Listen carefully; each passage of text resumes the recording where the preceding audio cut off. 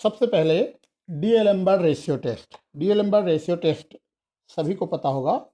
D-Alembert ratio test, जिसको हिंदी में कहते हैं डी-एलेम्बर्ट अनुपात परीक्षण। इसमें आपको UN+1 अपान UN की वैल्यू निकालना होता है। फिर उसमें लिमिट लगाते हैं n टेंडिंग टू इन्फिनिटी। इसके वैल्यू या तो लेस देन 1 आएगा, या तो ग्रेटर देन 1 आएगा, या तो इक्वल टू 1 आएगा। लेस देन 1 में हमारा जो सीरीज है वह कन्वर्जेंट होता है, अभिसारी होता है। ग्रेटर देन 1 में हमारा जो सीरीज है वह डाइवर्जेंट होता है, अपसारी होता है। और इक्वल टू 1 में डी-एलेम्बर्ट रेशियो टेस्ट फेल हो जाता है, असफल हो जाता है। क्या सभी को पता है जानकारी डी-एलेम्बर्ट रेशियो टेस्ट के बारे में? बोलो, है ना।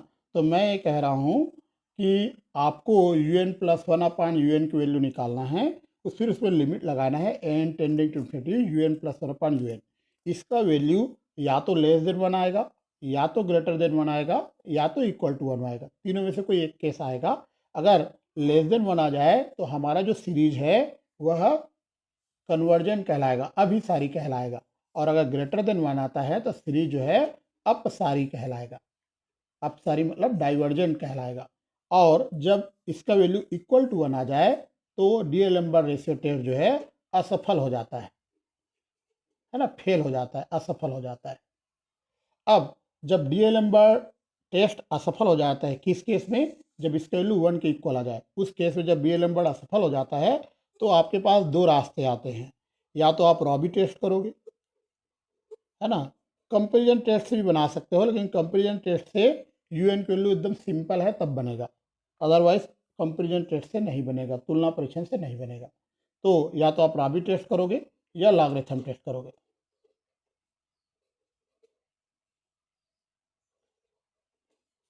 चलिए, है ना। या तो रॉबी परीक्षण करोगे या लघुगणकीय आप परीक्षण करोगे। बताइए, रॉबी टेस्ट में आपको क्या करना होता है? बताइए, किसी को पता हो तो। रॉबी टेस्ट में आपको UN अपान UN+1 पहले निकालना होगा। ये तो आप निकाल चुके रहोगे डी-एलेम्बर्ट में। आप इसको पलट देना, ये निकल जाएगा। फिर आपको करना है -1, और -1 करने के बाद में इस पूरे में n का मल्टीप्लाई कर देना है। ठीक है, पहले इसको पलट देना है, फिर -1 करोगे, n का मल्टीप्लाई करोगे, फिर उसमें लिमिट लगाओगे n टेंडिंग टू इन्फिनिटी। ठीक है, तो इसका वैल्यू या तो ग्रेटर देन 1 आएगा, या तो लेस देन 1 आएगा, या तो इक्वल टू 1 आएगा। जब ग्रेटर देन 1 आएगा तो हमारा सीरीज कन्वर्जेंट होगा। याद रखना, इसमें लेस देन 1 में कन्वर्जेंट है, इसमें ग्रेटर देन 1 में कन्वर्जेंट है ना। ग्रेटर देन 1 में सीरीज हमारा कन्वर्जेंट होगा, अभिसारी होगा। और लेस देन 1 में डाइवर्जेंट होगा, हमारा सीरीज डाइवर्जेंट होगा, अपसारी होगा। और इक्वल टू 1 में रॉबी टेस्ट फेल हो जाएगा। ठीक है, और लॉगरिथम टेस्ट में आपको यहाँ भी वही है कि आपको UN अपान UN+1 निकालना है। मतलब UN+1 अपान UN आप निकाल चुके रहोगे, उसी को पलट देना है। फिर इसमें -1 करते हैं, इसे -1 ना करके लॉग ऑपरेट कर देंगे। लॉग ऑपरेट करने के बाद में n का मल्टीप्लाई करना है, और फिर लिमिट लगाना है n टेंडिंग टू इन्फिनिटी, है ना। यहाँ -1 करते हैं, यहाँ लॉग ऑपरेट करते हैं। इसका वैल्यू या तो ग्रेटर देन 1 आएगा, या तो लेस देन 1 आएगा, या तो इक्वल टू 1 आएगा। ग्रेटर देन 1 में कन्वर्जेंट होगा ये हमारा सीरीज। लेस देन 1 आता है तो हमारा सीरीज डाइवर्जेंट होगा, और इक्वल टू 1 आता है तो हमारा सीरीज, हमारा जो टेस्ट है लॉगरिथम टेस्ट, ये फेल हो जाएगा, असफल हो जाएगा। अब अगर रॉबी टेस्ट फेल हो गया तो हमें करना होता है डी मॉर्गन टेस्ट। जब रॉबी टेस्ट फेल हो जाता है तब हम करते हैं डी मॉर्गन टेस्ट।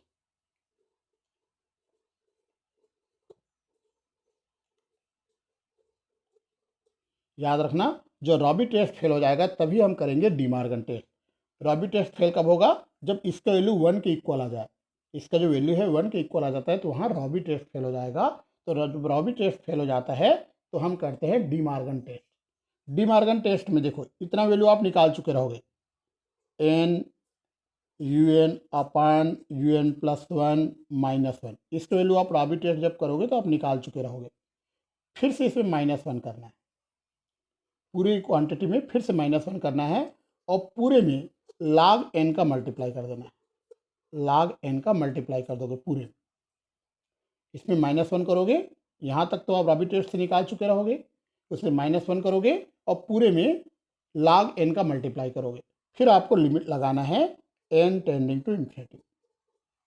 इसका वैल्यू ग्रेटर देन 1 आएगा, या तो लेस देन 1 आएगा, या तो इक्वल टू 1 आएगा।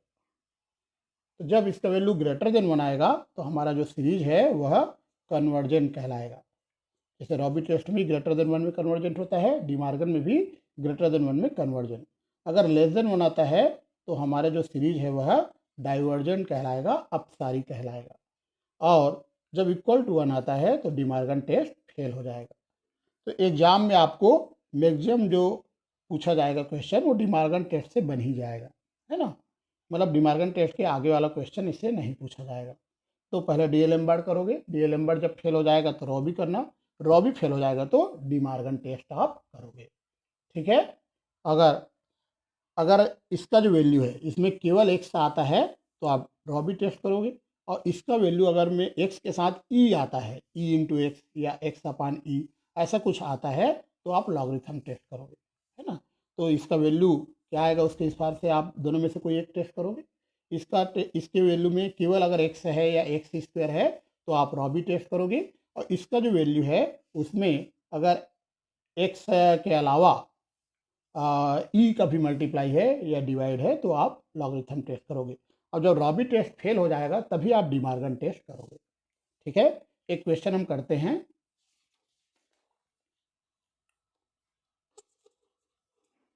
Test for convergence of the following series. Test for convergence of the following series. निम्नलिखित श्रेणी के अभिसरण का परीक्षण कीजिए। निम्नलिखित श्रेणी के अभिसरण का परीक्षण कीजिए। 1 का स्क्वायर अपान 2 का स्क्वायर प्लस 1 का स्क्वायर इंटू 3 का स्क्वायर अपान 2 का स्क्वायर इंटू 4 का स्क्वायर प्लस 1 का स्क्वायर इंटू 3 का स्क्वायर इंटू 5 का स्क्वायर अपान 2 का स्क्वायर इंटू 4 का स्क्वायर इंटू 6 का स्क्वायर। यहाँ पे x का मल्टीप्लाई सॉरी x है, यहाँ x स्क्वायर है और प्लस एंड सो ऑन। ठीक है। इस प्रकार से एक सीरीज आपको दिया गया, हमें बताना है यह सीरीज कन्वर्जेंट है या डाइवर्जेंट है। स्टार्ट करते हैं सॉल्यूशन। सबसे पहले आप लिखोगे गिवन सीरीज इज, हिंदी में लिखोगे दिया गया श्रेणी है। तो हमारा सीरीज है 1 स्क्वायर अपान 2 का स्क्वायर, यहाँ x नहीं है तो x की पावर 0 है, प्लस 1 का स्क्वायर इंटू 3 का स्क्वायर अपान 2 का स्क्वायर इंटू 4 का स्क्वायर, x की पावर 1 है, प्लस 1 का स्क्वायर 3 का स्क्वायर 5 का square upon 2 square 4 square into 6 square, s का स्क्वायर। इस प्रकार से सीरीज जा रहा है ना। चलिए बताओ इस सीरीज का nth टर्म क्या होगा, nवां पद। देखो पहले 1 का स्क्वायर आया, फिर 1 का स्क्वायर इंटू 3 का स्क्वायर आया, फिर 1 का स्क्वायर 3 का स्क्वायर 5 का स्क्वायर आ रहा है। तो यह आएगा 1 का स्क्वायर 3 का स्क्वायर 5 का स्क्वायर, ऐसे बढ़ते बढ़ते 2n-1 का स्क्वायर आएगा, है ना। और नीचे 2 का स्क्वायर है, फिर 2 का स्क्वायर इंटू 4 का स्क्वायर है, फिर 2 का स्क्वायर इंटू 4 का स्क्वायर इंटू 6 का स्क्वायर है। तो आगे ये आएगा 2 का स्क्वायर इंटू 4 का स्क्वायर इंटू 6 का square into into into 2n का होल स्क्वायर। ये आपको समझ में आ रहा है क्या, देखो, है ना। और यहाँ s की पावर 0 है, s की पावर 1 है, s की पावर 2 है, तो s की पावर आएगा n-1, क्योंकि 0 से स्टार्ट हो रहा है, 0 1 2 तो n-1 आएगा। यहाँ पर 1 के बाद 3 है, 3 के बाद 5 है ना। 1 के बाद 3 है, 3 के बाद 5 है, इसी कारण ना 2 का डिफरेंस, इसी कारण 2n आएगा। और चूंकि पहला टर्म 1 है इसी कारण 2n-1 लिखा, क्योंकि n की जगह अगर 1 रखें तो यहाँ पे 2 आ जाएगा, इसी कारण -1 करना पड़ेगा ताकि पहला टर्म 1 आए, है ना। वैसे यहाँ पे देखो 2 का स्क्वायर 4 का स्क्वायर 6 का स्क्वायर, तो आप देख रहे हो 2 का डिफरेंस है तो 2n का होल स्क्वायर। यहाँ पे n की जगह अगर 1 रखते हैं तो पहला टर्म 2 आएगा, पहला टर्म 2 है इसका, है ना। और यहाँ पर देखो 0 है 1 है 2 है तो इसका nth टर्म n-1 आएगा। इसके आगे वाला टर्म देखते हैं, इसके जस्ट आगे आएगा 1 का स्क्वायर, 3 का स्क्वायर, 5 का स्क्वायर इंटू इंटू 2n-1 का स्क्वायर, फिर 2n+1 का स्क्वायर आएगा, क्योंकि 2 का डिफरेंस है। 1 के बाद 3 आया, 3 के बाद 5 आया, तो 2n-1 के बाद 2n+1 आएगा, है ना, क्योंकि 2 का डिफरेंस चला है। 1 में 2 प्लस करेंगे 3 आएगा, 3 में 2 प्लस करेंगे 5 आएगा, वैसे ही 2n-1 में जब 2 प्लस करेंगे 2n+1 आएगा। नीचे आएगा 2 का स्क्वायर, 4 का स्क्वायर, 6 का square into into into 2n का स्क्वायर, और उसके आगे आएगा 2n+2 का स्क्वायर। और x में पावर देखो, पहले 0 था, 1 2 एक एक पावर बढ़ रहा है ना, तो n-1 के बाद n पावर आ जाएगा। ये आपको समझ में आता है? ये आपका nth टर्म हुआ, ये उसका आगे वाला टर्म हुआ। आ गया समझ में सबको? निकालने आ जाएगा nth टर्म, nवां पद, है ना। तो कुछ बातें आप लोगों को nवां पद निकालने के संबंध में बता देता हूँ, याद रखना है सारे बच्चों को। जब आप nth टर्म निकालते हैं nवां पद, उस समय आप लोगों को याद रखना है कुछ बातें, है ना। ये मैं आप लोगों को अभी बता देता हूँ। ये देखिए, जैसे मान लो आपका, इसको केवल याद रखें, है ना। जैसे मान लो 1 है, 1 के बाद 2 है, 3 है, 4 है, तो इसका जो nth टर्म होगा n आएगा। 1 से स्टार्ट हो रहा है, लेकिन अगर 0 से स्टार्ट होता है, 0 है, 1 है, 2 है, 3 है, तो इसका जो nth टर्म है n-1 आएगा, है ना। जब 0 से स्टार्ट हो रहा है तो n-1 आएगा, 1 से स्टार्ट हो तो n आएगा। अगर 2 से स्टार्ट हो रहा है, 2 है, 3 है, 4 है, 5 है, अगर 2 से स्टार्ट हो रहा है तो n+1 आएगा, क्योंकि स्टार्ट 2 से हो रहा है। अब देखिए, अगर 2 का डिफरेंस आता है, 2 के बाद 4 आ गया, 4 के बाद 6 आ गया, 8 आ गया, है ना। 2 का अगर डिफरेंस जा रहा है तो 2n आएगा, n नहीं आएगा, 2n आएगा, क्योंकि 2 के बाद 4 है, 4 के बाद 6 है। अगर 1 के बाद 3 है, 3 के बाद 5 है, 5 के बाद 7 है, इस प्रकार से है। तो यहाँ भी 2 का डिफरेंस है, 1 के बाद 3 आया, 3 के बाद 5, तो 2n तो आएगा। लेकिन चूंकि इसका पहला टर्म 1 है, यहाँ अगर हम n की जगह 1 रखें तो 2 आ जाएगा, लेकिन हमें पहला टर्म 1 चाहिए, तो यहाँ -1 करना पड़ेगा, तब फर्स्ट टर्म 1 मिलेगा। वैसे अगर 3 5 7 9 इस प्रकार से है, तो यहाँ आप देखो, यहाँ भी डिफरेंस 2 का है, 3 के बाद 5, 5 के बाद 7, 2 का डिफरेंस है, तो 2n आएगा, है ना। 2n इसलिए आएगा क्योंकि डिफरेंस 2 का है। 3 के बाद 5 है, 5 के बाद 7 है, 7 के बाद 9 है, 2 का डिफरेंस है, तो 2n आएगा। लेकिन फर्स्ट टर्म हमें 3 चाहिए, बताओ क्या करना होगा। फर्स्ट टर्म 3 चाहिए, n की जगह 1 रख के देखो, यहाँ 3 आना चाहिए, n की जगह 1 रख के देखो 3 आना चाहिए। 3 तो आएगा नहीं, तो क्या करना पड़ेगा अपने को, +1 करना पड़ेगा, 2n+1, है ना। इस प्रकार से हम जो है nth टर्म निकालते हैं, ये बात आप लोग याद रखो सभी, ठीक है। तो यहाँ सर आप देखिए 1 3 5 है, 2n-1 तक जाएगा, मैंने बताया था 1 3 5 है, 2n-1 जाएगा। 2 4 6 है तो 2n तक जाएगा, 2 4 6 है तो 2n तक जाएगा, है ना। इस प्रकार से आपको याद रखना है। अब मैं आपको बता देता हूँ, ये हमारा un है और ये हमारा un+1 है। इसको हम un कहेंगे, इसको हम कहेंगे un+1।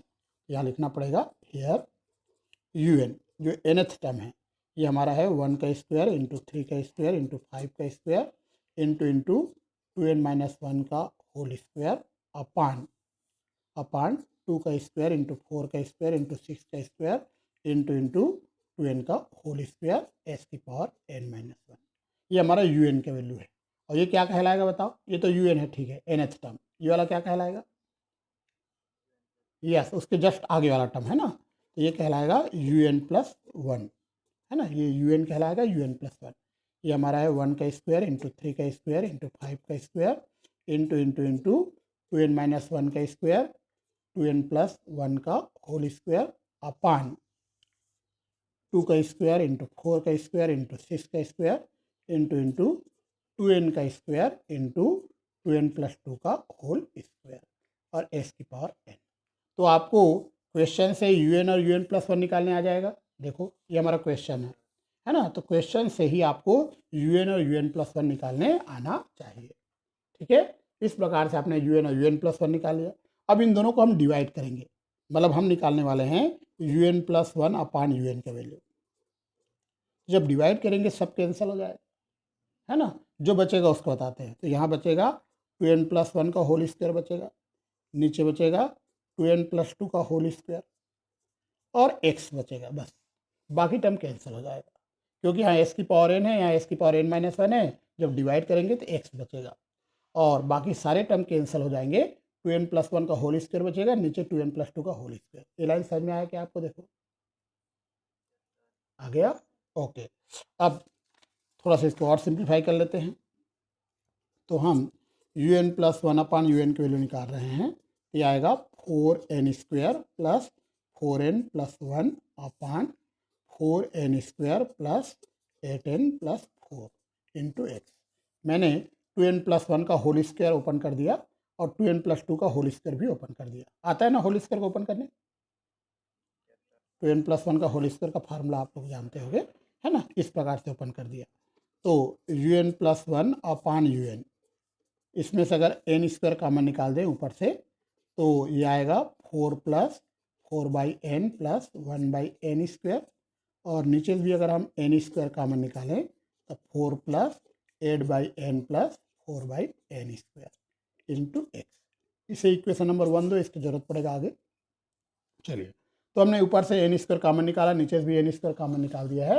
अब एन स्क्वायर को हम कैंसिल कर देते हैं, तो you N plus one upon you N का वैल्यू आएगा 4 plus 4 by N plus 1 by N square whole divide by 4 plus 8 by N plus 4 by N square into x. ठीक है, ऊपर और नीचे से एन स्क्वायर को कैंसिल कर दिए। हम लिमिट ऑपरेट करते हैं, limitation N tending to infinity U N plus one upon you N. तो जब लिमिट ऑपरेट करेंगे तो ये आएगा 4 plus 0 upon 4 plus 0 into x. ये समझ में आता है जीरो कैसे हो गया? लिमिट लगाओगे एन टेंडिंग इन्फिनिटी, तो एन को जब इन्फिनिटी करेंगे तो 4 बाई इन्फिनिटी 0 हो जाएगा, 1 बाई इन्फिनिटी 0 हो जाएगा। इस प्रकार से ये आ जाएगा। तो हम देख रहे हैं you N plus one upon you N का जो वैल्यू है, ये देखो, तो limitation N tending to infinity U N plus one upon you N का जो वैल्यू है ये एक्स के इक्वल आएगा। देखो एक्स के इक्वल आएगा, समझ में आया क्या? 4 और 4 कैंसिल हो जाएगा, एस के इक्वल आएगा।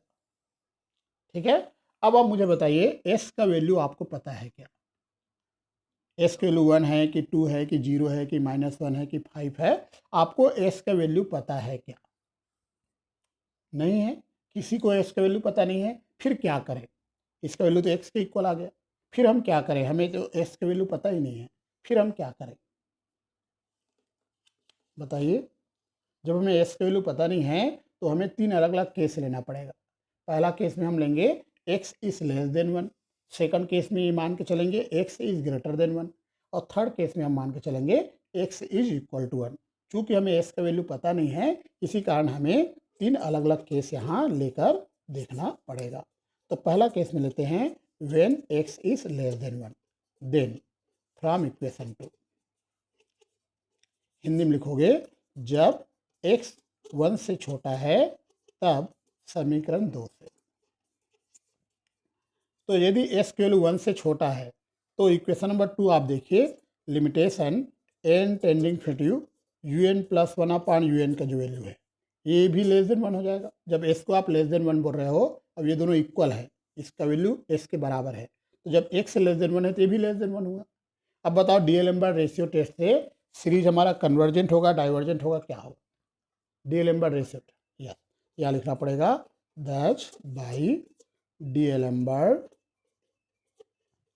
D'Alembert ratio test the given series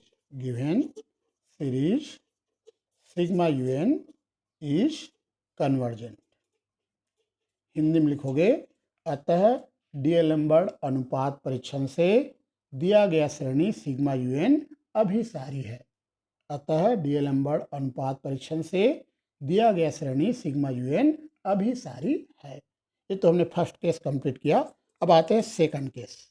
second case में हम ले रहे हैं when x is greater than 1, then from equation 2। ठीक है, हिंदी में लिख देते हैं जब x 1 से बड़ा है तब समीकरण 2 से। अब बताइए समीकरण 2 आप देखिए इक्वेशन नंबर 2, ये देखो इक्वेशन 2 आपको दिखाई दे रहा होगा। s की वैल्यू 1 से ग्रेटर है तो इसका वैल्यू क्या होगा? ये दोनों बराबर है, ये दोनों इक्वल है। एस की वैल्यू 1 से ग्रेटर है, इसका वैल्यू क्या होगा बताइए। यस 1 से ग्रेटर हो जाएगा। Limitation N tend infinity U N plus one upon you N का जो वैल्यू है ये भी 1 से ग्रेटर होगा। बताओ इसका वैल्यू 1 से ग्रेटर आ रहा है, डी-एलेम्बर्ट रेशियो टेस्ट से क्या निष्कर्ष निकलेगा। 1 से ग्रेटर आ रहा है, बताइए क्या निष्कर्ष निकलेगा। 10/, यस हमारा जो सीरीज होगा वह डाइवर्जेंट होगा। तो by D'Alembert ratio test the given series sigma un is divergent. Hindi में लिखोगे अतः डी-एलेम्बर्ट अनुपात परीक्षण से दिया गया श्रेणी सिग्मा un अपसारी है। अब लास्ट और अंतिम केस में आते हैं, थर्ड केस। इसमें हम ले रहे हैं when x is equal to 1 then from equation number 2।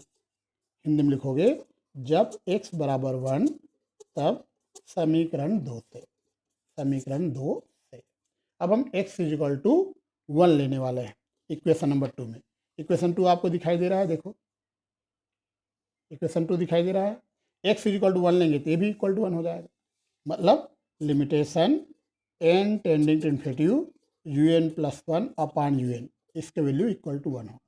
अब बताओ इसका वैल्यू इक्वल टू 1 आ रहा है, डी-एलेम्बर्ट रेशियो टेस्ट से क्या होगा। हाँ यहाँ लिखना पड़ेगा here D'Alembert ratio test is failed. D'Alembert ratio test is failed. D'Alembert ratio test is failed.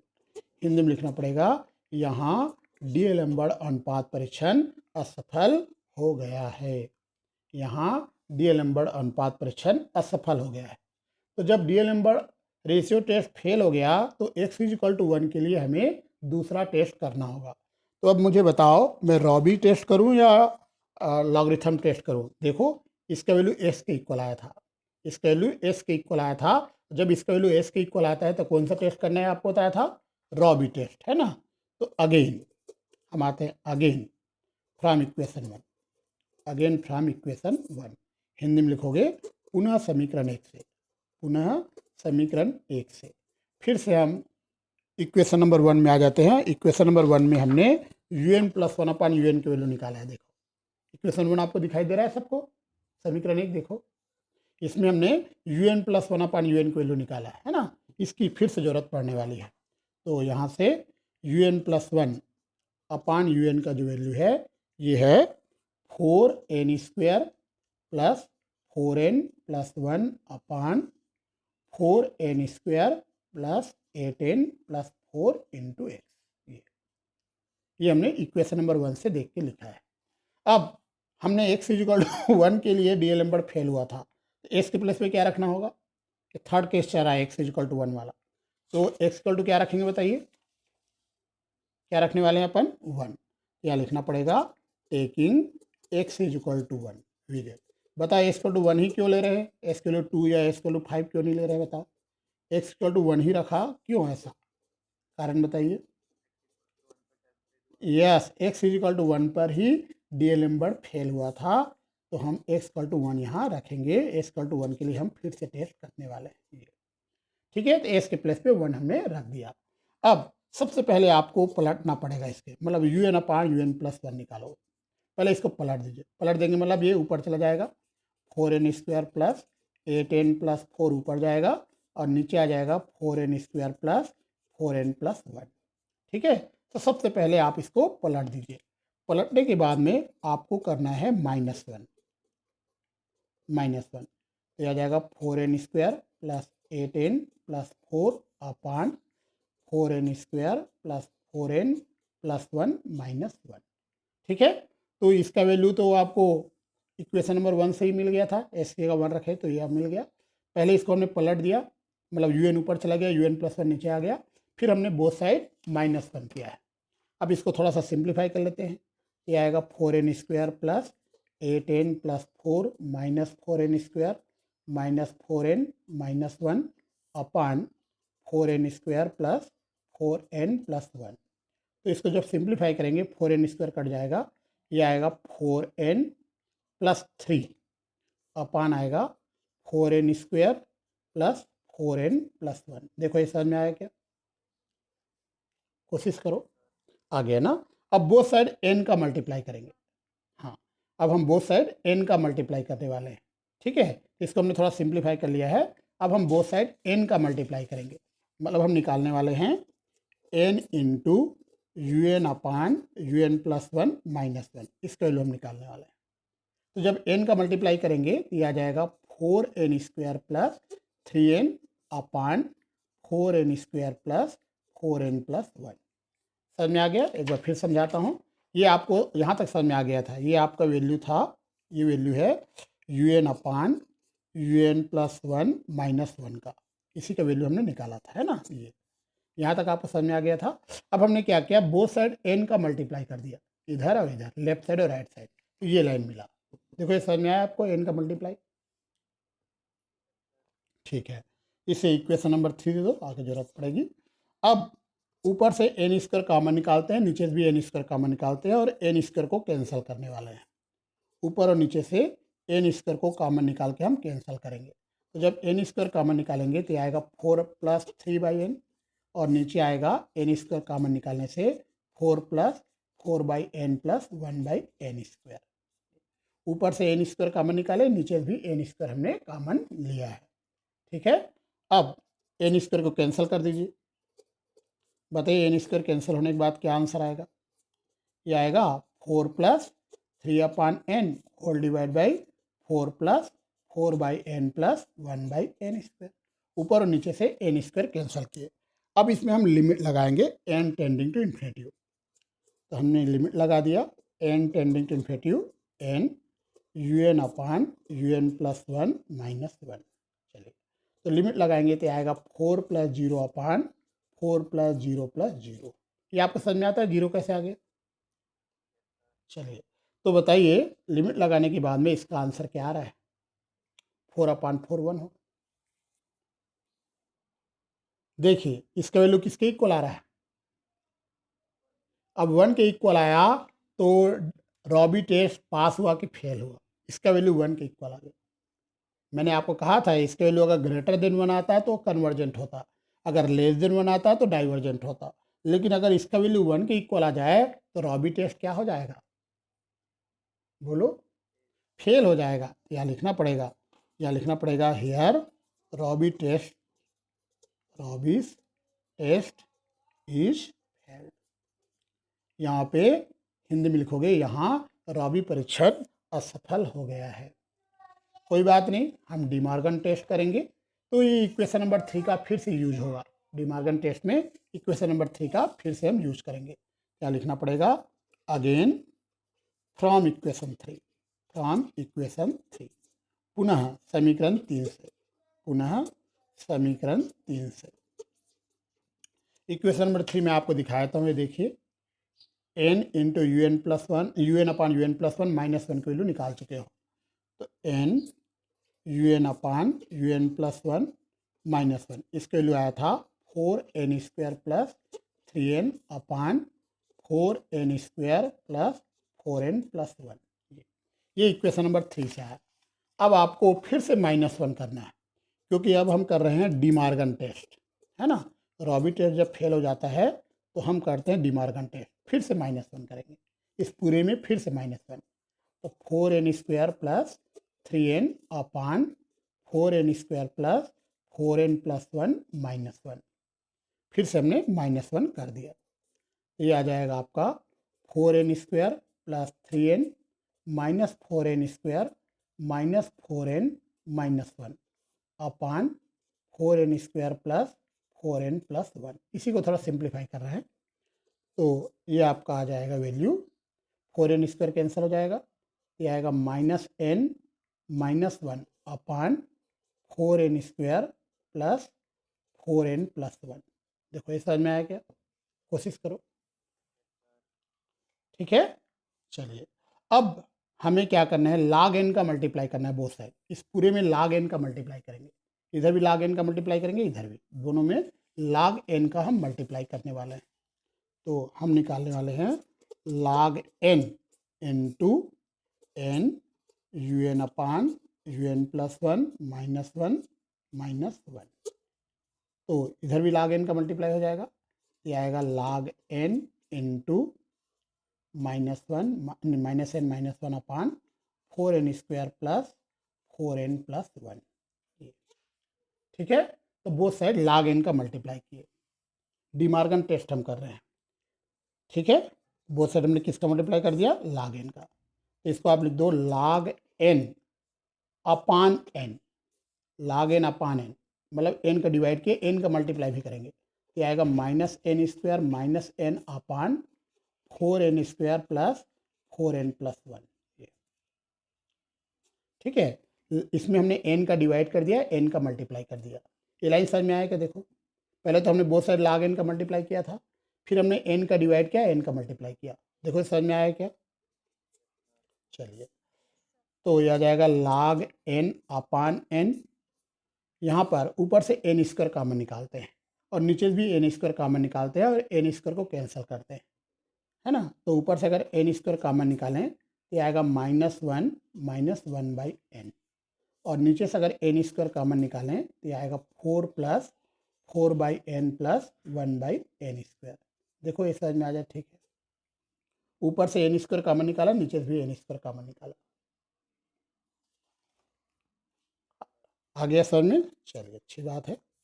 तो ये आ जाएगा log n अपान n, अब n स्क्वायर को कैंसिल कर दो तो minus n minus one by n और whole divide by 4 plus 4 by N plus 1 by N square.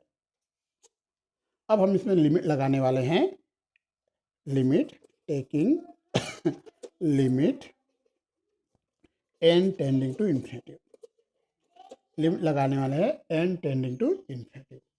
ठीक है, तो लेफ्ट साइड भी लगेगा, राइट साइड भी, दोनों साइड लिमिट लगने वाला है n टेंडिंग टू इन्फिनिटी। तो यह आ जाएगा limitation n tending to infinity log n into n u N upon you N plus one minus one minus one. Right side भी लिमिट लगेगा, limitation n tending to infinity log n upon n, और जब इसमें limit लगाएंगे तो क्या होगा बताओ, n टेन इन्फिनिटी करेंगे तो क्या आएगा, माइनस वन माइनस जीरो अपान 4 प्लस जीरो होगा, लिमिट लगाएंगे तो। n को इन्फिनिटी करेंगे तो देखो, है ना, log n अपान n में जब लिमिट लगाते हैं तो जीरो होता है, याद रखना। log n अपान n में जब लिमिट लगाते हैं तो इसका वैल्यू जीरो होता है ना, याद रखना। log n अपान n में जब लिमिट लगाते हैं तो वैल्यू क्या आता है, जीरो आता है ना। तो ये आ जाएगा आपका, इसका लेफ्ट साइड तो वही रहेगा, राइट साइड इसका आएगा जीरो इंटू माइनस वन अपान 4। ठीक है, यहाँ मैं रीजन देता हूँ आप लोगों को कि limitation n tending to infinity log n upon n, इसका वैल्यू हमेशा जीरो होता है, याद रखना। Limitation n tending to infinity log n upon n का वैल्यू जीरो होता है। अब बताओ, जीरो से मल्टीप्लाई करेंगे तो क्या आंसर आएगा, बोलो। जीरो आएगा, है ना, जीरो। इसका लेफ्ट साइड भी लिख देता हूँ, यह है limitation n tending to infinity log n into n u N upon you N plus one minus one और फिर पूरे में माइनस वन, है ना, माइनस वन, ये और इक्वल टू जीरो आ जाएगा। ठीक है, ये लेफ्ट साइड को हमने लिखा है, जो लेफ्ट साइड है इसी को लिखा है ना, इसका वैल्यू जीरो की इक्वल आ रहा है। अब मुझे बताओ, इसका वैल्यू जीरो की इक्वल आ रहा है, मतलब ये वन से बड़ा है कि वन से छोटा है, जीरो जो है, क्या होगा डिमार्गन टेस्ट से, यस, इसके लिए जीरो आ रहा है मतलब वन से छोटा आ रहा है, तो आप लिखोगे दर्ज by De Morgan test, De Morgan's test the given series sigma u n is divergent. Hindi में लिखोगे, अतः डिमार्गन परीक्षण से दिया गया श्रेणी सिग्मा यू एन अपसारी है। अतः डी मॉर्गन परीक्षण से दिया गया श्रेणी सिग्मा यूएन अपसारी है। बताइए क्वेश्चन आएगा एग्जाम में, बन जाएगा आप लोगों से, हाँ या ना? बना लोगे? बोलो, चलिए अच्छी बात है। अब मैं आप लोगों को एक और दूसरा क्वेश्चन कराता हूँ। तो आप लोगों को इस क्वेश्चन में डीलेम्बर्ट से लेकर पूरा डी मॉर्गन तक आपको हमने बताया है ना।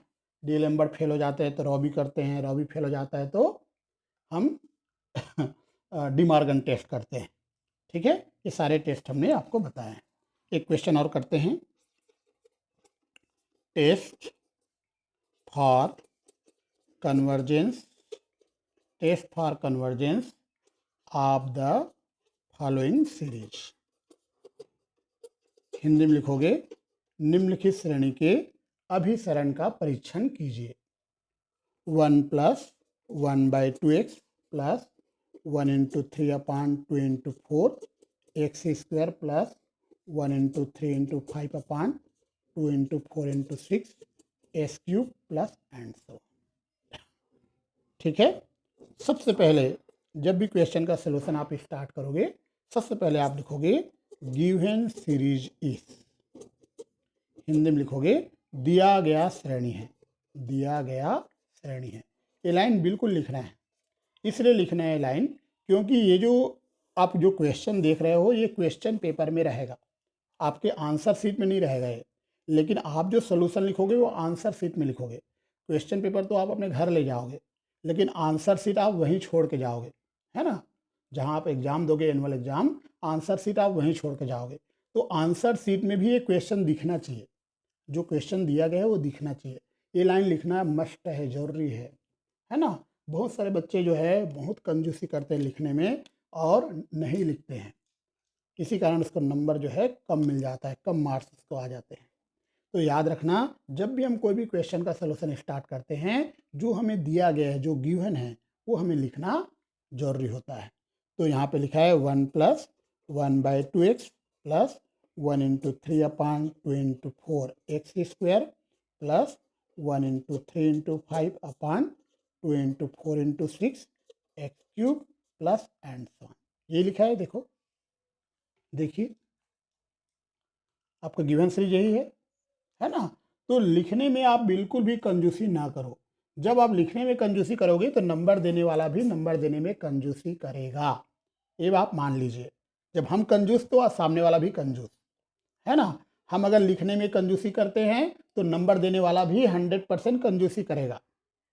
फिर आप ब्लेम नहीं कर सकते कि मैंने इतना अच्छा पेपर दिया और नंबर मेरे कम क्यों आए, क्योंकि आपने ही कंजूसी किया शुरुआत में, है ना। तो लिखने में एक भी लाइन को ऐसा आपको छोड़ना नहीं है, अच्छे से लिखने की कोशिश करना है, ताकि जो पेपर चेक करने वाला है वो आपका एक भी नंबर ना काट सके, एक या आधा नंबर भी वो काटने की हिम्मत ना दिखाए। ठीक है, मतलब उसके पास कोई कारण ही ना हो कि वो आपका नंबर काट सके, कोई कारण ही नहीं बचना चाहिए। तो जब नंबर ही नहीं काट सकता तो पूरे नंबर मिलेगा आपको, एक भी नंबर नहीं कटेगा। चलिए, ये आप मुझे बताओ, अगर मैं इसका NS टर्म को सोचूं, अगर मैं बात करूं, तो मुझे फर्स्ट टर्म को इग्नोर करना पड़ेगा, मतलब फर्स्ट टर्म को नज़रअंदाज करना होगा। क्योंकि यहाँ पर देखो 1 है, यहाँ 1 × 3 है, यहाँ 1 × 3 × 5 है।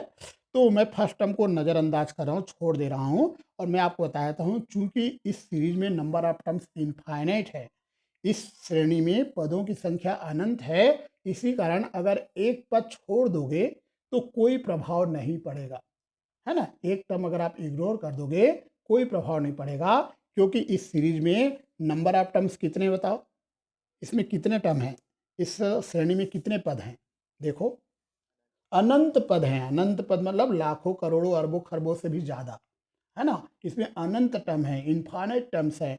तो एक टर्म छोड़ने से कोई प्रभाव नहीं पड़ेगा, एक टर्म छोड़ने से हमारा nth टर्म निकालना आसान हो जाएगा।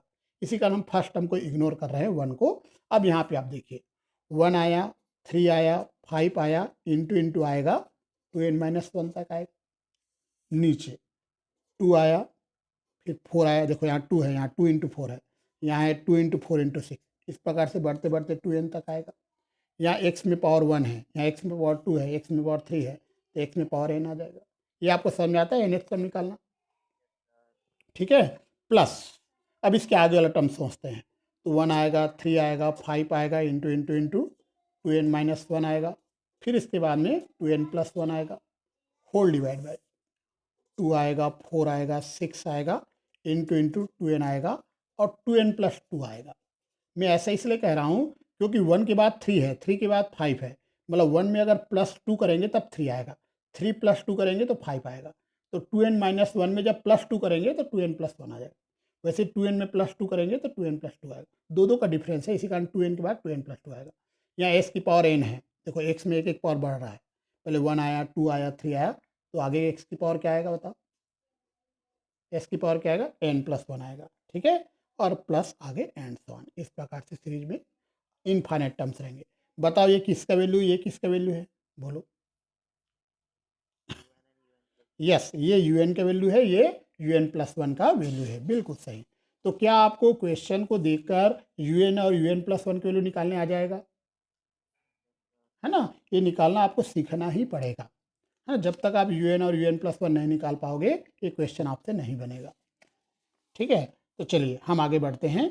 यहाँ पे आपको लिखना पड़ेगा here un is equal to, तो बताइए इसको देख के बताओ un की वैल्यू क्या है बताओ, 1 into 3 into 5 into 2n minus 1 अपान 2 इंटू 4 इंटू 6 इंटू 2n और s की पावर n। ये हमारा un का वैल्यू है, ये हमें un, और इसको हमने क्या कहा, ये तो un है, ये क्या है बताओ,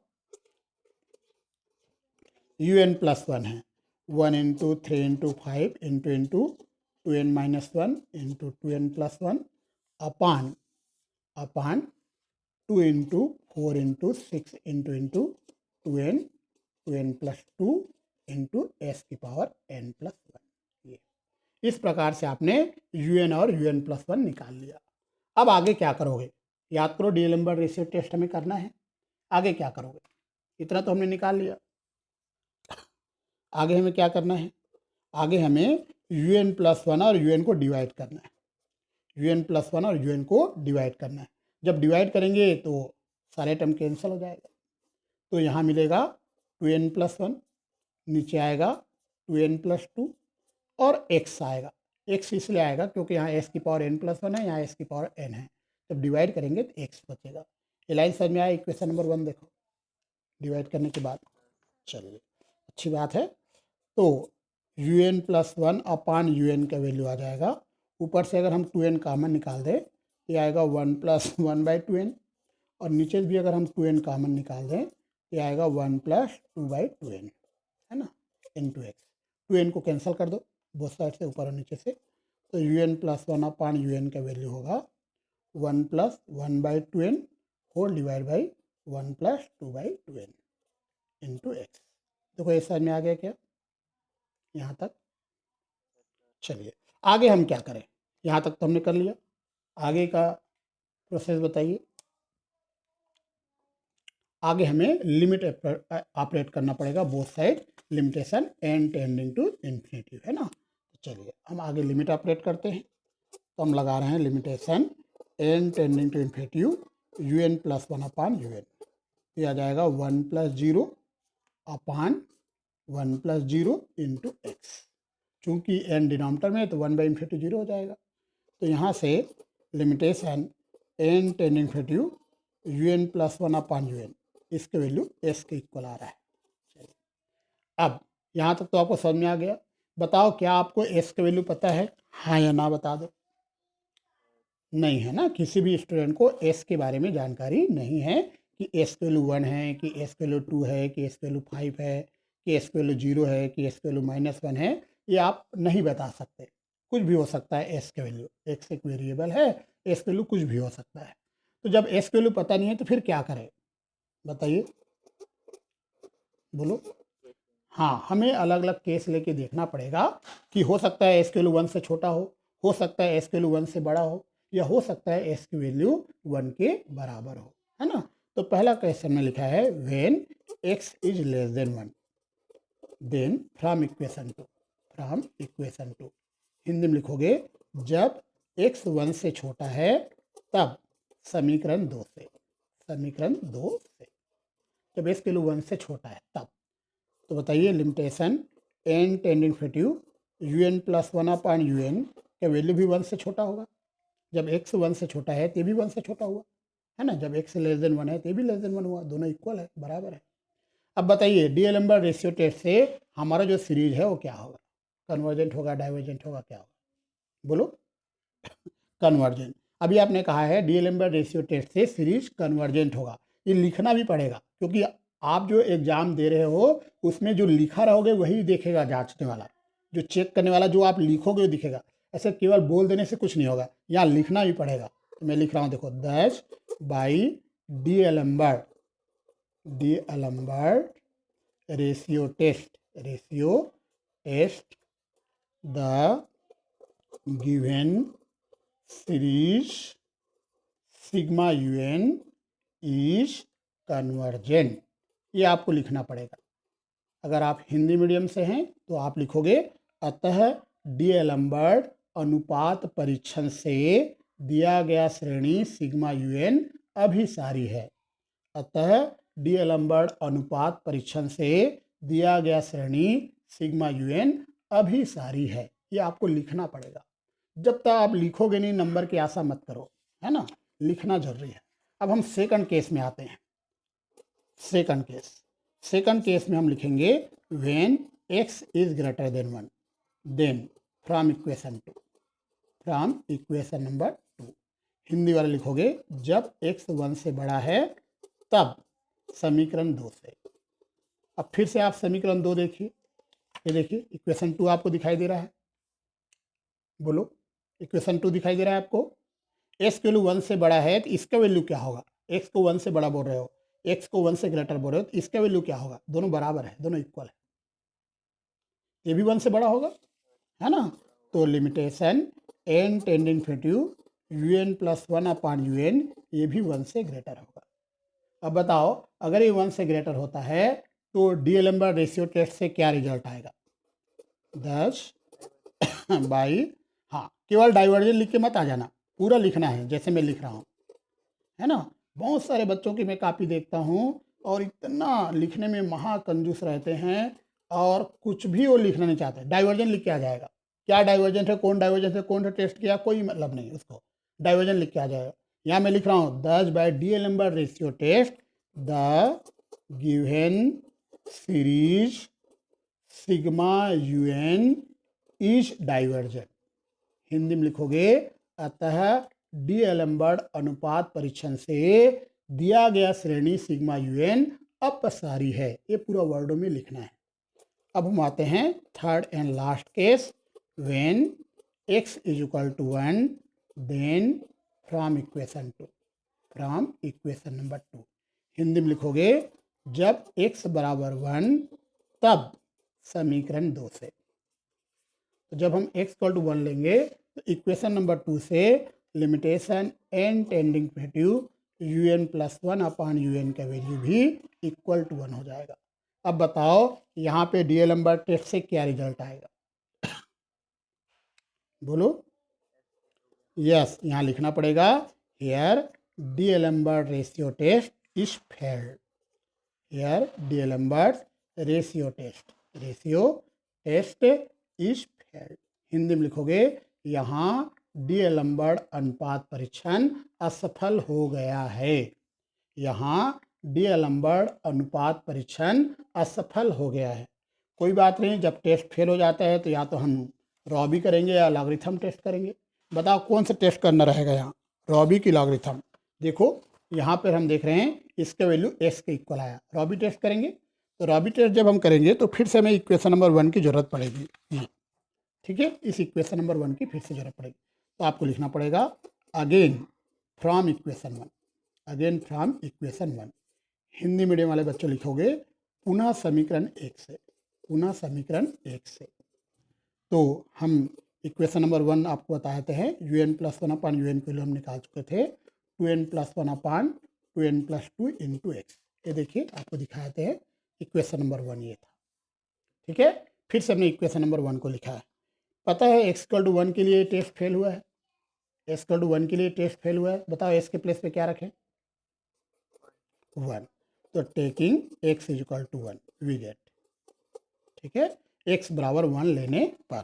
तो एक्स बराबर 1 लें तो क्या होगा, u N plus 1 upon you N की वैल्यू यह जाएगा 2n plus 1 upon 2n plus 2 आएगा। ठीक है, एस के प्लेस पे 1 रख दिए। अब चूंकि आप रॉबी टेस्ट कर रहे हो, इसको पलटना पड़ेगा, मतलब u N upon you N plus 1 की वैल्यू निकालोगे, इसको पलट दीजिए तो 2n प्लस 2 ऊपर चला जाएगा और 2n प्लस 1 नीचे आ जाएगा। ठीक है, इसको पहले पलट दीजिए। अब इसमें -1 कीजिए, बोथ साइड आप -1 कीजिए, तो you N upon you N plus 1 -1, तो ये आएगा 2n प्लस 2 अपान 2n प्लस 1 -1, तो you N upon you N plus 1 -1 की वैल्यू आ जाएगा 2n plus 2 minus 2n minus 1 upon 2n plus 1। ये समझ में आता है? थोड़ा सिंप्लीफाई करना, देखो, है ना, इसको थोड़ा हम सिंप्लीफाई कर रहे हैं, सरल कर रहे हैं, तो ये आ जाएगा 2n कट जाएगा, 2 और 1 कटेगा, तो 1 अपान 2n प्लस 1 आ जाएगा। ये देखिए, ठीक है। अब हम बोथ साइड n का मल्टीप्लाई करते हैं, you N upon you N plus 1 -1, इसमें हम n का मल्टीप्लाई कर रहे हैं बोथ साइड, तो ऊपर आएगा n upon 2n plus 1, both side n का मल्टीप्लाई कर दिए। ठीक है, तो n into u N upon you N plus 1 -1, ऊपर और नीचे से n को कॉमन निकल काट दीजिए, ये आएगा 1 अपान 2 प्लस 1 बाई n, नीचे से n कॉमन निकाल के ऊपर के n से काट दिए। ये समझ में आता है क्या इतना? देखो, ठीक है। अब हम बोथ साइड लिमिट ऑपरेट करेंगे, limit n tending to infinity, limit n tending to infinity n u N upon you N plus 1 -1, ये आ जाएगा 1 अपान 2 प्लस 0, मतलब 1/2 आएगा। 1/2 जो है 1 से छोटा होता है, 1/2 जो है 1 से छोटा होता है, मतलब 1 से लेस देन होता है। बताओ, रॉबी टेस्ट से हमारा जो सीरीज है वो कन्वर्जेंट होगा डाइवर्जेंट? याद रखो, इसका जो वैल्यू है 1/2 आया, मतलब 1 से छोटा आया, इसके लिए 1 से लेस देन आया। बताइए, इसका जो वैल्यू है 1 से छोटा आ रहा है, बताओ रॉबी टेस्ट से क्या होगा, कन्वर्जेंट कि divergent? Yes, Raabe test just उल्टा होता है, लेस देन 1 है तो डाइवर्जेंट आएगा और ग्रेटर देन 1 है तो कन्वर्जेंट आएगा। Thus by Raabe test the given series sigma un is divergent। D'Alembert में लेस देन 1 में कन्वर्जेंट रहता है, लेकिन रॉबी टेस्ट में लेस देन 1 में डाइवर्जेंट होता है ना, इसको याद रखना। हिंदी में लिखोगे, अतः रॉबी परीक्षण से दिया गया श्रेणी सिग्मा यूएन अपसारी है। ठीक है, एग्जाम में आएगा, बना लोगे? बोलो, ठीक है। तो एग्जाम में आएगा तो एक बार ट्राई करना, इसको बनाने का प्रयास करना, और नहीं बनता है तो हमसे ज़रूर पूछना। ठीक है।